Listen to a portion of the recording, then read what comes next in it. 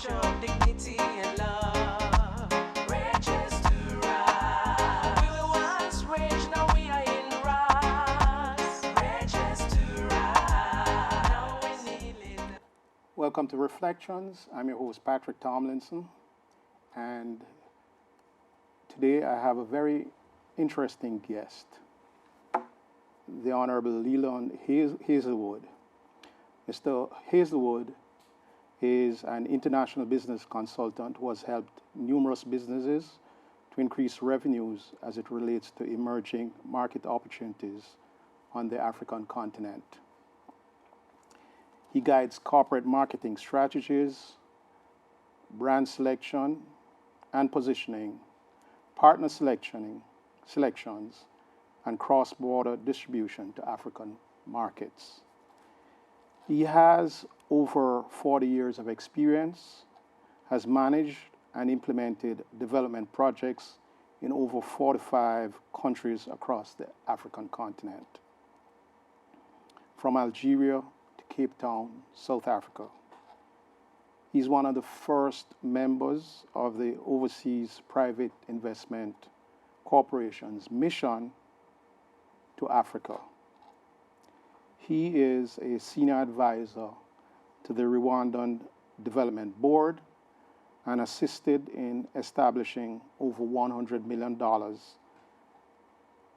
the South African Enterprise Development Fund, which he'll speak a little bit more about. He was at one point honorary consul from his native Guyana to South Africa from 1996 to 2004. He's a graduate of Howard University in Washington, D.C., where he majored in the field of economics. Please join me in welcoming Honorable Leland Hazelwood. Welcome, Mr. Hazelwood. Thank you, Mr. Tomlinson. A very impressive resume. Where shall we start with such an impressive? Anyway, you went to Howard, right? Yes, How did I you did. get to Howard? Can you tell us? Because you're born in Guyana, right? Yes. My elder brother preceded me by a year. Okay, at so Howard. it was at Howard University. Okay. So it was almost like a natural progression. Right. About 6 of my brothers and sisters went to Howard University. Wow. Wow. Right, 6 of us. And so it was a natural thing to do. And I chose to study economics because at that time, Guyana was on the verge, working towards independence, and I saw myself as playing a role, returning to Guyana and being a technocrat of some sort. And so Howard, and then afterwards I went to New York University for the MBA. I studied towards the PhD at CUNY. In economics? Yeah, in economics of developing countries. Okay. Because that's been my love, looking at the issues in developing countries and how you can play a part in developing those countries. Okay. So you also mentioned to me earlier that you were a contemporary of Honorable Anthony Spalding. I think he was at one time Minister of Housing in Jamaica. You were both contemporaries at Howard University. We were very close friends. Okay. As a matter of fact, I'm his son's godfather. Wow. Wow. Wow. That close. Right? And we were a pair at Howard University because we stayed up very late at night trying to decipher and try to relate what we were learning to the Caribbean context. For example, when you learn about the banking system here, this is for a developed country. How does it relate to Jamaica or Guyana or Trinidad or anything like that? Or in a developing country. A developing country, and that's where we came from. And so we had to do the extra work to see how it could relate to that type of context. Okay. Yeah. Very good. Very good. So having graduated and gone on to NYU and did your MBA, you ultimately ended up, well, not ultimately, but at one point in your career, you you're in media also, right? Absolutely. Was one of the early black executives at Columbia Broadcast, CBS TV. I was in the technical services department. That is the department that controlled the studios and the operations. And after the directors and the producers went through the show, we put the show on the air, and we did the work that's the cameramen and so on are doing here today. Oh, okay, okay, Yeah. okay, okay. Yeah. And then how did you get into development economics and Africa and? Yeah. Well, I've always been interested in developing countries, as I indicated, having come from Guyana, and I decided to make that By my the way, specialty. where in Ghana were you from, or are you from? Oh, I was born in a place called New Amsterdam in Berbice, former Dutch colony. Right. Wherever the Dutch go, they name it New Amsterdam. Right, right. And then when Berbice became part of Guyana, because there were 3 counties, I grew up in Georgetown, Okay, that's the capital. which was the capital. Okay. But that's where I grew up from about 4 years old. Yeah. How was your growing up? How was your? Excellent. You know, I often wonder, I just enjoyed growing up there. I had a wonderful childhood and That's teenage years. Yeah. So you said you had quite a lot of interest now in developmental economics, and you it was part of your whole professional studies area of studies. Yes. And so, how did you transition out from media into developmental economics? Well, at that time, you could see the ceiling, how far you could go in the corporation. Of course, times changed with affirmative action and all that sort of stuff. So at that time, you had to contemplate what your future would be. And so I decided that business was the future. I met a friend, Fitz McClymont. He also worked there, and we teamed up because you know I controlled the budgets in the technical services, and he was in the accounting department. We would relate every month in looking at budgets and so on. So we teamed up, and we decided to form a company. Now I tell people that we chose what to do not based on what I learned as an MBA. That teaches you to manage a business, but what I learned from my father. Because my father was in international business. Was he? Yes, he was a manufacturer's representative. He represented companies all around the world, primarily in Europe and Asia. And what he did, his boys didn't appreciate it at the time, but he would involve us in some aspect of his business. You know, we wanted to go and play cricket and football, you know, and even though he had his staff running his things, he would call us and say, listen, I want you to deliver this invoice or this bill of lading here, you know, or I want you to do a customs clearing, not the big, just for samples and so on. But we learned different aspects of the business, and coming from a place like Guyana, you knew you were an international citizen because the country exported sugar and gold and bauxite and things like that. And you just had to look at yourself. Your shirt, your pants, everything you wore was imported. So that you knew you were part of a broader global environment. And that, coupled with my father's exposure to his type of business, I thought that that's the type of business I should go into. So Dimpex is the name of the company, development, import, export. Development was key, because it was at a time when the African countries, Caribbean countries were just becoming independent, and we thought we could relate to those countries in that way because they would need machinery, equipment, and things like that, the types of things that the Crown agents used to do. It didn't quite work out that way, and in the long-range projection, I saw consulting. That was the way of getting into business, generating the cash flows, getting the exposure, and then transitioning into consulting.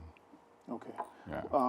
And then how did Africa become a part of your area of interest? And I know you had expressed earlier the love and the interest in Africa, but how did that tangibly become part of your professional area of interest? Well, over the years, we've cultivated a lot of friendships with African diplomats and so on at the UN, and they sort of encouraged us to take a look in that direction. And once we were able to break into the State Department, the Agency for International Development, Right. we found that a lot of the business assignments were coming out of Africa and Asia. Right. And so we got heavily involved in Africa through U.S. aid. Okay. Right. I know we have a couple of pictures which we would like to put up to show our audience, and maybe we could, briefly talk about them. So in a minute, I think we'll get one or two of them up. Sure. Yes, the first one here is, that is African Development Bank Director you're explaining to me from the. Yes, that was in Rwanda. Okay. I spent time as the senior advisor to the Rwanda Development Board. Right. And that development board was responsible for investment promotion, attracting foreign direct investment into the country. Okay. And promoting exports, particularly in the manufacturing. My area was the manufacturing center. Okay. And the next one, I see you here Yes. sharing your book, which we'll talk Yes. about a little bit later. Yes, Right. I was invited by the University of Pretoria in South Africa, their business school, and the gentleman there is the ambassador from the Democratic Republic of Congo, who I'd known many years. I met him first in Monrovia, Liberia, way back, about 20 years earlier. And he now became the ambassador for the DRC. And he was stationed there, and I invited him to that presentation that I made at the university. Okay, the next one we have up is, that is with Ambassador Shirley Temple Black. That's all the way back in 1976. That was 1976. That was my first visit to Africa. Okay. We landed in Accra, Ghana first. Right. Interesting. Yeah. The next one, that is with Attorney General Eric Holder. Yes, that was in New York, and what I was really discussing with him was an issue that had puzzled me. There was a serious issue that had developed between South Africa and Nigeria, the two giants in Africa. And what was the nature of this? Yeah, well, the South African cellular companies more or less dominate Africa. Right. And there was an issue where, with the registration, had to do with the registration of with their registrants who no longer existed, and they should have done a particular. They didn't follow the rules that the Nigerians set. Let me put it that way. Okay. So they were fined about $5 billion, and Attorney General Eric Holder was called in to mediate. Okay. And so I was discussing that with him, because I want to know to what extent it was political or it was, Actual. Yeah. Next one we have is, that's you there in book signing ceremony? Yes, that's a book signing of this book that I okay. wrote. It's a children's book. Yeah, it's a children's book. What is it about, really? If you could take 2 minutes to tell us. Yeah, it's about a mouse that whose environment in a developed country has been destroyed, his fields, in order to build skyscrapers and so on, and he wanted to get to wide open spaces and so on. So he found himself in Africa in search of wide open spaces. Okay. And I wrote the book in such a way where parents could read to kids and parents get a lesson about Africa. Because what I did, I didn't take the mouse to the wide open spaces immediately. He had to go through cities. So people know that there are highly developed cities in Africa. That was part of the message. Okay. I've read this book to a lot of school children here in New York, primarily in Brooklyn. Yes. And I look at the reaction. You know, they're sort of puzzled. You know, that's not Africa. Until I get to the point where they met the lion and so on. They say, oh, this is the Africa we know. They're related to it. Okay. Yeah. Excellent. The next one is, that's the Caribbean Council in New York. Yes, those are Caribbean Consul Generals in New York. Okay. And I was with them at an event. Yeah. We have the other one, that's you up there at the that's- Development Conference in Shanghai. Yeah, that's China. in Shanghai. I was invited by the Shanghai Chamber of Commerce for exports in a certain sector Okay. to talk about African opportunities. Okay. Okay.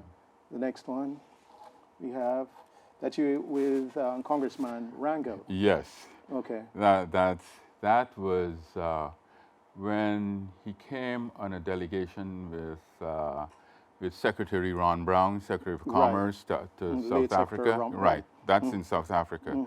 And that's at the annual dinner of the AmCham, American Chamber of Commerce of Southern Africa. Okay. Yeah. So you have implemented development projects in over 45 countries. Can you take one or two and tell us a little bit about it, some of the issues, the obstacles, the opportunities, maybe Ghana, any one of your choice that you can tell us about? Okay.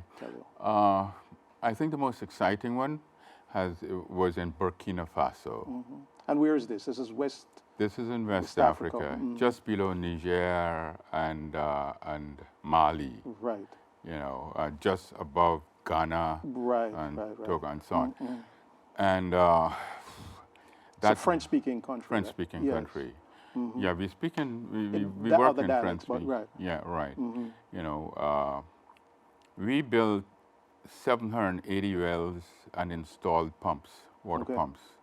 Freshwater pump, potable water pumps. Potable water. And over a 6-year period, this was a 6-year project. And this was in the Sahel. It's not like here in New York where you, after 30 feet, you get water. Sometimes we had to drill for more than a day, 2 days to get to water. And because you knew, that's what our hydrogeologists told us, that's where we would find water. So did you take experts from there or here, or how did your mix of talent develop? Well, primarily I took experts from the United States, but we also established a lab to test the water and so on. I hired someone from Belgium, you know, because my people, whoever worked for me, had to be bilingual in that environment. They had to be able to speak French. Right. So it's not as straightforward. You work in the Sahel, it's difficult to find water. We worked in 550 villages over the 6-year period. And sometimes, you know, our hydrogeologists would say, well, you know, this is your best chance of getting to water. We think an underground stream is here. But the village chief says, listen, I want you to build the well here, because this is my compound, or for what political reason, you know. So you have to deal with those types of issues, you know, and negotiate, you know. But associated with that, we were training local talent, local people in sanitation, protection, and primary health care. So we'd say, listen, we'll train 2 or 3 extra people for you. So, you know, so it's a negotiation process that's apart from the bilingual, you know, and some other issues, one of which I refer to in my book, where their misunderstanding with how the director for their region should be remunerated, and which was in conflict with how we operated. And so you have to deal with those types of issues and negotiate them and whatever. You have another region? Yeah, sure. In Another Mauritania, in Mauritania. That's Northwest Africa again. Yeah, too. just below Algeria. Right. I like to talk about that project because we had to work across many language groups, and we had to work with illiterate people, right? You know, it was we were training the French agent de santé communautaire, community health workers. We were trying to reduce the costs of the delivery of health services. In the capital was a nice hospital that the French built, you know, which was great for the French people once it was a colony and the rich Mauritanians. But the people out in the provinces and the different What was the communities, population, roughly, of Mauritania? I can't remember what's the Okay. population of Mauritania, but it's a very desert. The communities move Right. when the sands shift. Right. So we had to train trainers. We had to get Mauritanian highly qualified people who were bilingual in French, because we had to train them in French, but then they had to go back there to their communities and train people in Arabic, because the local language in some areas were either two forms of Arabic, Hassaniya and Pular. Those are two forms, and Wolof, which is It's just like a West African. yeah, because it's just north of Senegal. Right. The Senegal River is the southern border. Right. So some of the people in the area that we trained spoke Wolof.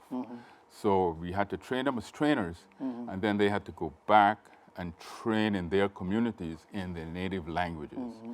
And then we used local artists to illustrate certain health conditions, because now we're dealing with illiterate people, and you have to make it as easy as possible for them to understand, well, what's the flu, what's diarrhea, you know, and things like that. So we had to use local artists to create illustrations, and those types of things we used to help with our training. That was a 3-year assignment. Okay.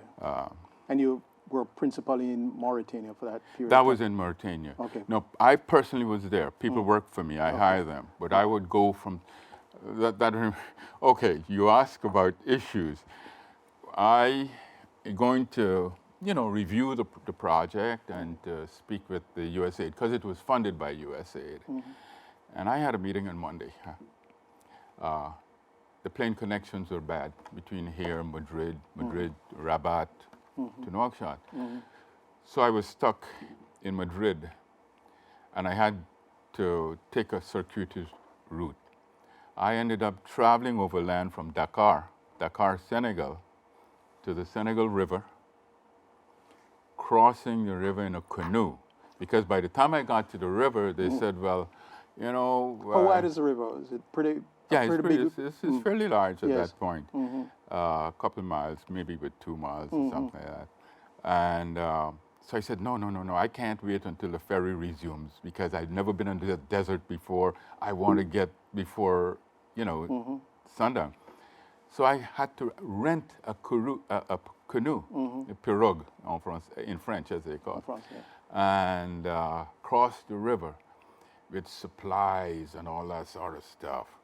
And then I had to travel now from the river up to the capital, Nouakchott, another 4 hours overland. Did you drive? How did you? No, taxis. Taxis, okay. Taxis. Motor then, vehicles. Yeah. And then just outside of Nouakchott, you know, my suitcase seems to be the newest fancy thing. So the guardhouse selected it and said, well, they wanted to check and see what it is. So I was in a little guard room with 2 guys with AK-47s under their arms, questioning me. You know, that type. But I talked my way out of it with my pidgin French. Okay. And similarly, you know, going into Burkina Faso once on one of my trips there, it was the coup d'état, And so I took my young daughter at that time, and so it was quite Quite an experience. quite an experience. Yeah. I know we're coming up to against the clock, and you have such a fascinating experience, wide experience, dealing with so many different countries. I don't know if I'd ask you to take maybe a minute, minute and a half to summarize for us some of your salient points that you'd like to leave with our viewers. I'd like to invite you back for the second segment, because I think you have so much to share with our viewers. But I'd just like to invite you to take a minute, minute and a half to Sure. wrap up with our viewers. Well, two things I can think of. I would encourage businesses, small businesses in particular, to look at the international community. Look at the world as your market. Don't be constrained by just being in New York or the United States for that matter. We live in a global environment regardless of whatever. And it's not, if you're smart, you can do it. You don't have to be big to be international. That would be the first thing. The second thing is working in development. It's so satisfying.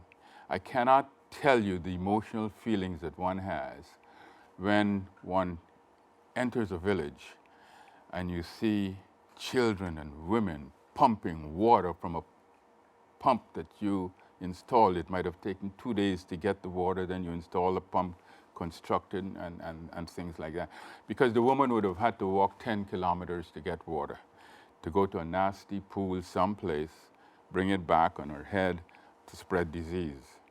So development work is such a satisfying feeling that you see you're improving the lives of people, and that's priceless. Okay, absolutely.